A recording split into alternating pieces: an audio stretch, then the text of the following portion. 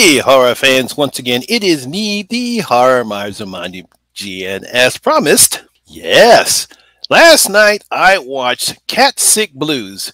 That's because when I did my horror pack for July, everyone in the comment section talked about how good this film was. So I said, you know what? I'm going to watch and do a review about it. So I watched it last night, and so here is my review of Wildeye's Raw and Extreme Cat Sick Blues. Meow! Now, Cat Sick Blues is a 2015 horror film that was directed by Dave Jackson. It was written by Andrew Gallagher and Dave Jackson. Now, the film stars Cheyenne, I believe her last name is pronounced Donovan, Matthew Vaughn, and Rachel Rye. Now, the premise of this film is that when Fred's beloved cat Patrick dies, the trauma triggers a mental breakdown. His broken brain prompts him to wring his feline friend back. All he needs to do is to kill 9 human lives.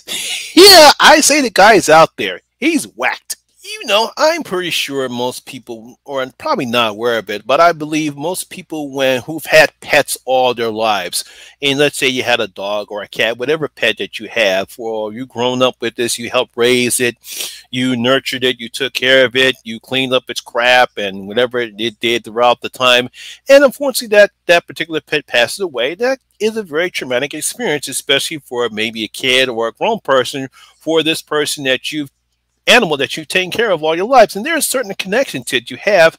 It's almost just like if you lost your family member, and that's basically what this film hits upon, is the tragedy that some people go through when they lose a beloved pet. That's kind of what happened to Ted here. He had this black cat named Patrick. And I believe, if I remember correctly, the cat got fat, and unfortunately blew up and he passed away. And the guy just went nuts. He didn't know what he'd do. So he decides to come up with a plan. If he can kill 9 people, drain them of their blood, and somehow he can bring back Patrick. So Ted dons this rubber cat mask head along with some claws he had a friend of his design, and he goes around start killing people. 9 people, so we can bring back Patrick. Yeah, this is a pretty good premise here. Now, along the way, while Ted is out trying to do these dastardly deeds, we're also introduced to Claire. She and her roommate had this cat named Imelda. Unfortunately, meets a very dramatic end at the film. This might trigger some people, because that's one of the things you have to be aware of if you watch this film. If you don't like the scene, they really don't show any type of abuse, but it's implicated. So there's a little bit of a trigger warning there, just to let you know about that. Unfortunately, something happens to Imelda, and she is, and then something happens to Imelda, something happened terrible to her. And she's down in the dumps, and then she goes to this group that talks about people who've lost their beloved pets. And that's where she encounters Ted. And she didn't know Ted was out there right there. But that's basically how this film goes about. Now, as an independent film, this film, I was mistaken if I read it somewhere. Andrew and Dave, I think it was made for about over 100. I think it was over 150 grand, if I'm not mistaken. If I got that wrong, leave it and make sure you put it in the comments if I got that amount wrong. And for the type of money that they spent, I thought they did a pretty good job in presenting the storyline. It's very well written. At times, I'll explain that more as we talk more about the film. I like the subject matter. I like how they implement in the beginning of the film how people love to put their pets, especially cats, on social media. I'm pretty sure we've seen all the cat videos, whether it's on YouTube or TikTok or Instagram, or we see pictures of their pets, whether it's dogs, cats, mice, snakes. And I think they did a good job of representing that in this film. Another thing they do very well is the practical effects. This film is very gory and bloody, and I'm pretty sure this satisfies a lot of gore hounds. There's nice blood everywhere. We got some good decapitations in the film right there. So you really got to give Dave and Andrew credit on the practical effects that they use in this film. Now, another thing a lot of people might have, when it comes to independent horror films, a lot of people, one of the things is the acting, but the acting here is pretty good. I thought Matthew did a good job as Ted, even though sometimes he does go overboard at times in some of the antics that he does, but I thought Matthew did a good job. Cheyenne, yeah, her name is Cheyenne. I thought she did a pretty good job as Claire. So at least the 2 leads are pretty good in their roles. The two complaints I have about this film. One problem is that if you're going to shoot something, I think one of the aspects, probably around the second act of the film, there's a shot where we see Ted goes on a killing spree. It takes too long. We spend almost nearly 15 minutes of him killing people, and we really don't need that. I mean, yeah, will satisfy gorehounds, but in order to condense that type of a filming, you should simply just have Patrick come in.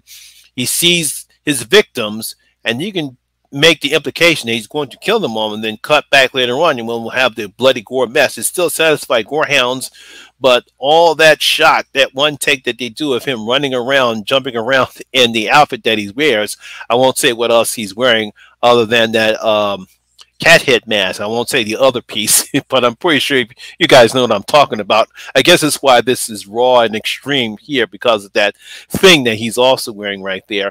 But yeah, at least try to, don't take 15-minute cuts of one scene. Another problem that I have with the film is when we get to the third act, when we get the, I guess, the final confrontation between Ted and Claire, something happens and it takes almost 20 minutes, and it's 20 minutes we really didn't need. It kind of took me out the film. I'm like, where are we going with this?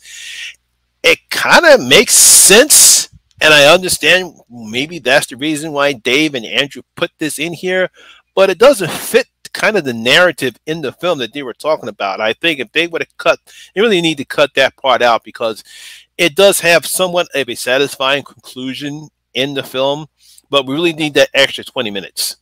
But overall, I did like the film. I always like to give independent filmmakers credit when they at least attempt to do something. I know on a limited budget. Like I said, the acting was pretty good. I like the premise of the storyline.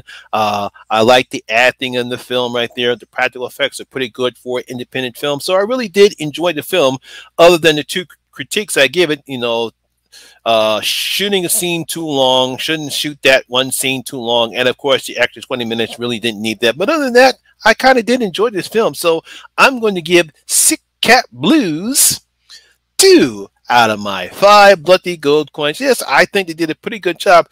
It's a work in action. I'm pretty sure if they continue to do their craft, they can improve on some of the mistakes they made here. So there you have it. That is my video for today, guys. Hope you did enjoy it, and if you do, please give it a thumbs up, like, and share, because it really helps out with that YouTube algorithm.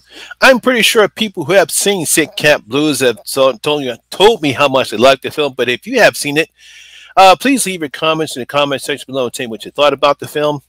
Also, if you're new here, please hit that subscriber button and ring that notification bell. That way you'll be notified anytime when I put a new video such as this one. Once again, my name is Lamont Smith, better known as the Horror Miser Money G, and always remember that horror rules. And I see you in my next video. I'm out.